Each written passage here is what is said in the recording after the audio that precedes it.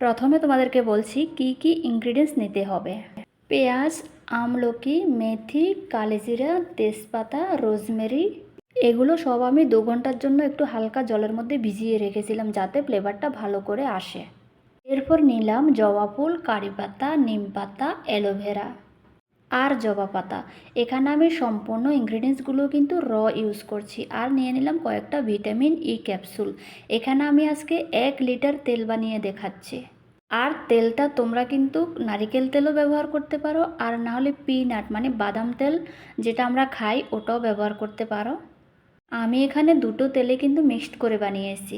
Peanut oil মানে বাদাম তেলও কিন্তু আমাদের চুলের জন্য, ত্বকের জন্য কিন্তু খুবই ভালো।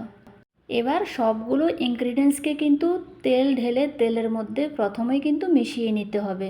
চুলোর মধ্যে বসিয়ে কিন্তু তোমরা ইনগ্রিডিয়েন্টসগুলো মেশাতে যাবে না, না হলে কিন্তু ফুটতে শুরু করবে আর চোখে মুখের মধ্যে পড়া শুরু হয়ে যাবে। তাই তেল আর ইনগ্রিডিয়েন্টসগুলো ভালো করে প্রথমেই কিন্তু মিশিয়ে নিতে হবে। আর ভিটামিন ক্যাপসুলটা তেল বানানোর পরে তেল যখন ঠান্ডা হবে তখন মেশাতে হবে। সবগুলো ভালো করে মেশানো হয়ে গেলে 1 ঘন্টার জন্য তোমরা ছেড়ে রাখবে। এরপর গ্যাসে বা চুলোয় বসিয়ে দিয়ে একদম হাই ফ্লেমে রাখতে হবে। প্রায় আধা ঘন্টার মতো কিন্তু এটাকে জাল দিতে হবে। এরপর আস্তে আস্তে ফ্লেমটা কিন্তু মিডিয়াম করতে হবে, এরপর লো করতে হবে, যতক্ষণ না ইনগ্রিডিয়েন্টসগুলো একদম ব্রাউন কালার হয়ে যাচ্ছে।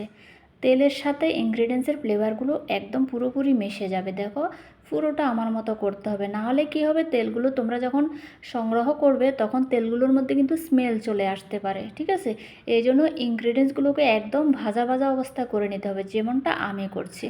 তোমরা ভালো করে লক্ষ্য করো, একদম সবগুলো ইনগ্রিডিয়েন্টস কিন্তু একদম ব্রাউন কালার হয়ে গেছে। এরপর তেলটাকে গরম অবস্থায় কিন্তু সেঁকে নিতে হবে, না হলে কি হবে ঠান্ডা করে যদি তোমরা ছাঁকতে যাও তাহলে ইনগ্রিডিয়েন্টসগুলোর মধ্যে কিন্তু তেলটা বেশিরভাগ থেকে যাবে।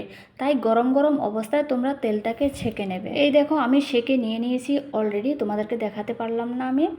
তো তেলটা যখন সেঁকে নিয়েছি এখানে একটুখানি তেল কমে গেছে, মানে 1 লিটারের থেকে প্রায় 50 গ্রামের মতো কিন্তু কমে গেছে। তো তেলটা সেঁকে নেওয়ার পরে একদম ভালো করে ঠান্ডা করে ভিটামিন ক্যাপসুল মিশিয়েছি আমি। তোমরা চাইলে ভিটামিন ক্যাস্টর অয়েলও মেশাতে পারো। ঠিক আছে, এরপর আমি আমার মার্কেটিংয়ের জন্য আমি তেলের বোতলের মধ্যে নিয়ে নিয়েছি। এভাবে তোমরা নিজেরা বানিয়ে কিন্তু নিজেদের চুলের মধ্যে ব্যবহার করতে পারো। আর যদি চাও কিন্তু তোমরা এরকম বানিয়ে আশেপাশের লোকের কাছেও কিন্তু সেল করতে পারো, যেমনটা আমি করছি। আর তোমরা যারা বানাতে পারো না বা বানাতে পারবে না অবশ্যই আমাকে ইনবক্স করতে পারো তেলের জন্য। আমি তোমাদেরকে পাঠিয়ে দেবো, 3-4 দিনের মধ্যে তেল তোমাদের কাছে পৌঁছে যাবে। এই তেলটা সম্পূর্ণ অর্গানিক, তোমরা নিজেরাই বুঝতে পারবে। যদি তোমরা রেগুলার ইউজ করতে পারো কোনোদিন তোমাদের কিন্তু চুল ঝরবে না।